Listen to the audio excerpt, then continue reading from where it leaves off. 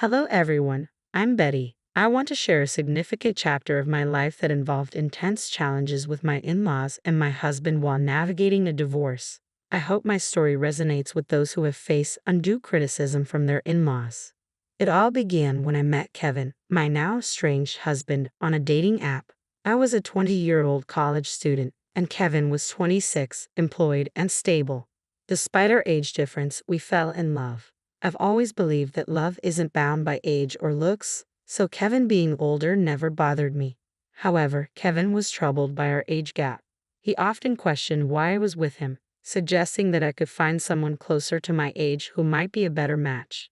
I chose Kevin because I loved him, and for me, age was just a number. Despite my reassurances, Kevin's insecurities persisted. He would say, "There must be another reason, Betty. It's not usual for someone like you to love someone like me. I wish you'd just tell me the real reason." I repeatedly assured him that my feelings were genuine and that I wasn't interested in dating someone my age. I loved him, and that's what mattered to me. Even though I tried my best to prove my affection, Kevin's self-doubt lingered, hinting at deeper self-esteem issues that seemed to have kept him single before we met. Eager to demonstrate my commitment, I made sure never to let Kevin spend excessively on me. While managing my finances as a college student, I wasn't wealthy, but I made thoughtful gifts and handled my expenses independently through part-time jobs. Kevin seemed to appreciate these efforts, but sadly, his insecurities didn't fade. It took 3 years for me to fully understand the origins of Kevin's issues when I met his parents, Samuel and Charlotte. Samuel, Kevin's father, had a dramatic change in fortune after winning the lottery. This newfound wealth brought a sense of superiority. During our first meeting, Samuel bragged about his success, saying, "Not everyone makes it big like me. I was just a hard worker, and look where it got me. Winning the lottery on my first try is rare."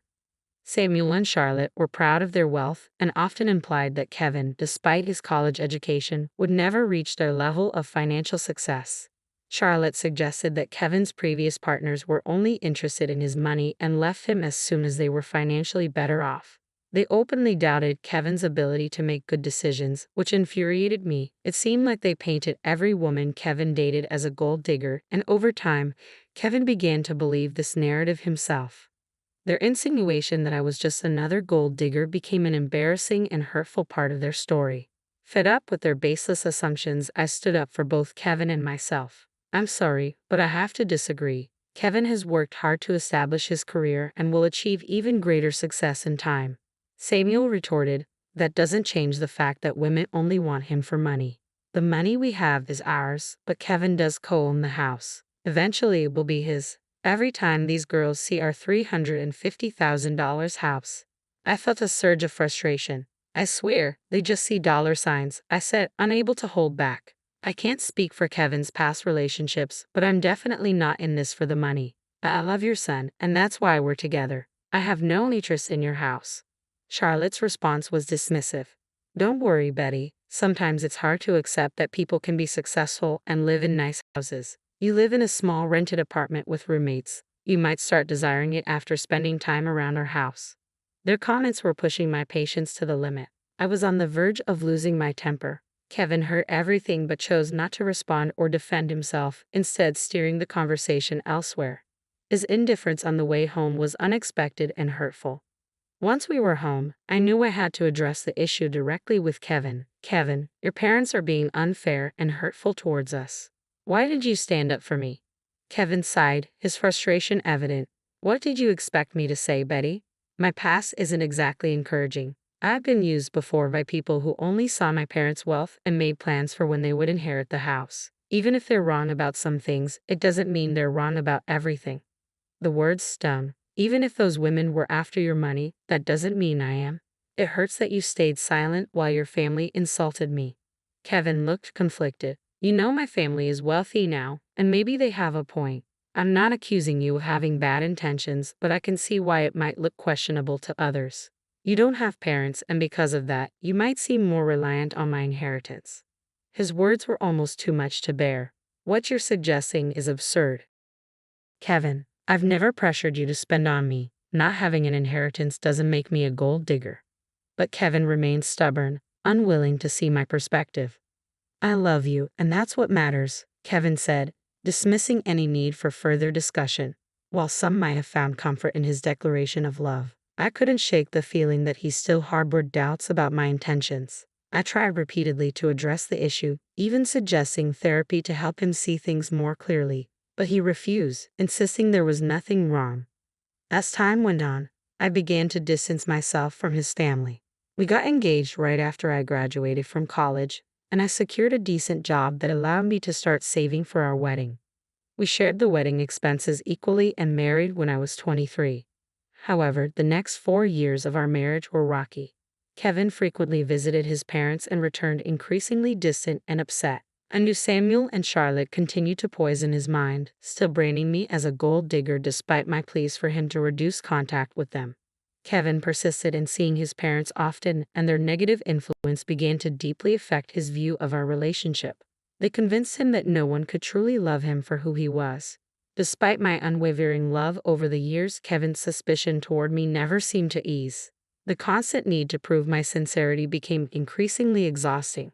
The moment that truly tested us came on Kevin's birthday. Preferring a low-key celebration, we decided on a small cake party at our home, hoping to make his day special. I surprised Kevin with the expensive watch he had long admired. His excitement was palpable as he unwrapped it, but my heart sank when he suggested we show it off to his parents. Despite my hesitation, I reluctantly agreed. When we arrived, Kevin could hardly contain his enthusiasm. "Mom, Dad, look at this beautiful watch Betty got me. I've wanted it for so long. Isn't it stunning?" His pride was evident. Charlotte responded with a feigned surprise. "Oh, Kevin, it seems she does love you after all. We were quite worried for a while." But Samuel quickly interjected, "Don't be fooled, Charlotte. She's a gold digger. She married our son because of our $350,000 house. Let's not ignore the facts." I couldn't contain my frustration. "Excuse me, why do you think I married your son for your house? I've been working and living in an apartment for years. If age was a concern, why would I marry someone older unless I truly loved him? I assure you, I didn't marry Kevin for his money or your house. I married him because I love him. Surely Kevin can confirm that, right?" To my astonishment, Kevin remained silent. His reluctance to defend me in front of his accusing parents was deeply unsettling. I felt increasingly isolated as he avoided eye contact, sinking under their harsh assumptions. Pushed to my limit, I confronted him. "Kevin, why aren't you saying anything? Your parents have always labeled me a gold digger. How will they ever see the real me if you don't speak up? Why are you so quiet? Tell them they're wrong." Kevin's hesitation was palpable. I don't know what you want me to say, Betty. Maybe my parents aren't completely wrong. There might be a possibility." His words trailed off, but the implication was clear. His doubt and inability to stand by me were more than just misunderstandings. They were a fundamental crack in our relationship, casting a shadow over our love and my place in his life. The birthday celebration quickly soared as I faced accusations. "Are you serious right now, Kevin? You believe I married you for your assets?" I asked, incredulous. His parents chimed in, their suspicion clear.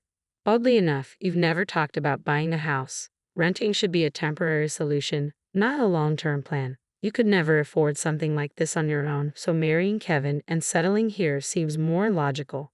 Kevin looked at me with a mix of doubt and confusion. "Yeah, Betty, why would you marry me? You might have feelings for me, but I think there's more to it than just love." I was left speechless by their words. All the love and affection I had felt for Kevin seemed to evaporate in an instant. While his parents' skepticism was hurtful, it was Kevin's agreement that cut the deepest. At that moment, I resolved to end our marriage. I didn't reveal my decision immediately. Instead, I waited for the right moment. Once Kevin and I were back home, I contacted a lawyer and began the divorce process. The lawyer assured me that everything would be prepared within a week. Meanwhile, I moved into a separate room, giving myself some space. Kevin thought I was merely cooling off and had no idea of my intentions. When the divorce papers were ready, I packed my belongings and left. Kevin, clearly distressed, called me in a panic. I told him to meet me at a specific address and to bring his parents. Despite his confusion, he complied. When they arrived, I was waiting on the porch of a stunning house. Their expressions shifted to surprise as they took in the scene. "You must be wondering why I brought you here," I said, gesturing to the luxurious surroundings. It's a beautiful house, isn't it? No one can compare their home to this one. It's worth around $3 million in today's market. Quite expensive, right? The dramatic setting was my way of showing them that their accusations and suspicions were unfounded. I wasn't the person they thought I was, and I needed to make that clear in the most unforgettable way. But it's worth every penny, I continued, pointing to the lavish interior and furniture worth millions. What is this place, Betty? I don't understand why you have access to such a house, Kevin asked, puzzled. Why don't you all come in so we can talk properly? I suggested, brushing off their astonishment as I led them inside. Their eyes widened in awe at the opulent decor that greeted us. The owners had spared no expense in furnishing the home. As we settled into the plush sofas, I took a deep breath, ready to address the elephant in the room. I've made a decision, and that's why we're here, I said, handing Kevin the divorce papers. We can proceed with an uncontested divorce if you agree. Kevin's voice was a mix of confusion and concern. I don't understand. Why are you filing for divorce? It's simple, I replied, my voice steady despite the storm of emotions inside me. You and your parents think I'm a gold digger. You believe I married you for your house and your money. Despite everything I've said, you've refused to listen. It's better for everyone if I leave, sparing you from what you deem my gold-digging tendencies. Kevin's face showed disbelief. You're considering divorce just because my parents spoke what they believed to be the truth. That's ridiculous. I think it's for the best, I replied firmly. His mother, watching the exchange with an unreadable expression, chimed in. If she's so adamant, you should just sign the papers, Kevin. At least you can find someone who truly loves you. Kevin's suspicion grew. Why did you bring us to this house, Betty? Do you expect me to buy this for you as part of our divorce settlement? Why would I need you to buy this house, Kevin? It's already mine, I answered calmly, watching their shock and disbelief unfold. They looked at me as if I were joking. How on earth can you afford a house like this? You're renting, and your job isn't enough to cover something like this. Stop lying to us, Kevin's father demanded, his tone sharp with suspicion. Their disbelief was palpable, but I was ready to prove my independence and financial capability once and for all. I'm not lying, I asserted firmly, meeting their incredulous looks. Kevin, remember? When I mentioned that my parents had left me an inheritance, I explained that this house was part of it. It's held in a trust for now, but I will officially inherit it when I turn 31. I don't need to work a high-paying job because I have a trust fund waiting for me. That's impossible, Kevin interjected, his confusion palpable. Your parents passed away a long time ago. They should have given you the house earlier. My parents anticipated potential exploitation, I explained. They instructed me never to disclose the house or the trust fund. They wanted to protect me from people who might try to take advantage, so they put everything in a trust until I was older. Kevin's mother was astonished. Oh my God, Betty, you should have told us about your wealth. We had no idea you owned such a sizable house. We could all live very comfortably here. Yeah, you should have shared that sooner, Kevin added, looking relieved but somewhat embarrassed. We thought you were after our house. We could have avoided all the misunderstandings. I always knew Betty was perfect for Kevin, his father chimed in, his tone now markedly warmer. She's a great woman. Look how wealthy she is. Kevin found a great match. Their attitudes had shifted so quickly that it was almost dizzying. Even more bizarre was how they seemed to forget about the divorce papers I had brought. I pulled them out, signed them, and said, here's my signature for an uncontested divorce. You can just sign these to finalize things. If you want to fight, we can take this to court, but I won't be living with you anymore. Wait, Betty, listen to me. There's no need to rush this, Kevin pleaded. You've proven you're not a gold digger. There's no reason for a divorce anymore. We even apologize for the misunderstandings. That should make things better, right? Yes, Samuel is right, his mother added, her voice filled with regret. We're sorry we doubted you. Despite their apologies and sudden change of heart, the clarity of their initial judgments and accusations lingered in my mind. It reinforced my decision to leave a relationship where trust had to be constantly proved rather than freely given. I don't want your insincere apologies, I said firmly. For 3 years, you allowed your family to berate me and label me a gold digger. I expected you to defend me, but instead, you sided with them and even accused me of the same. I can't stay with someone who doesn't respect his wife. I'm done, Kevin. We can part ways amicably or involve the courts. The choice is yours. Charlotte and Samuel tried desperately to change my mind. pleading with me to overlook the past, but their lack of genuine remorse only fueled my anger. When I reached my breaking point, I demanded they leave before I called the police. My firm stance intimidated them, and they left without further argument. Over the next few weeks, Kevin and his parents continued to harass me. They begged, pleaded, and even offered bribes to persuade me to stay. Their belief that money could sway my decision only intensified my fury. It was a stark revelation of their persistent view of me as someone motivated by financial gain. Ironically, since Kevin co-owned the house with his parents, I was entitled to half of his share, which only fueled their desperation for reconciliation. Despite their relentless attempts, I remained steadfast in my decision to part ways. I relocated all my belongings to my parents' house, asserting my right to stay there even before officially taking ownership. Kevin and his parents persisted in their attempts to reach me, prompting me to change my phone number to avoid their constant calls. Kevin even attempted to discuss matters at my workplace, but security was informed in advance and asked them to leave. Kevin still hadn't signed the divorce papers, holding out hope for a change in my decision. Nearly a year has passed and the situation remains unresolved, a testament to the complexity and emotional depth of our entangled lives. With less than a year remaining until the legal process is concluded, I've managed quite well on my own, finding both happiness and financial stability. While I've gone on a few dates, I'm not considering anything serious at the moment. According to a cousin of Kevin, his family is now worried about having to pay me my rightful share of the house. The legal fees are mounting, and their savings are insufficient. Kevin is even advocating for selling the house, harboring resentment toward his parents for the upheaval they've caused in his life. At this point, I simply don't care about their dilemmas. My only goal is to be free from that toxic family and move on with my life, leaving the chaos and negativity behind.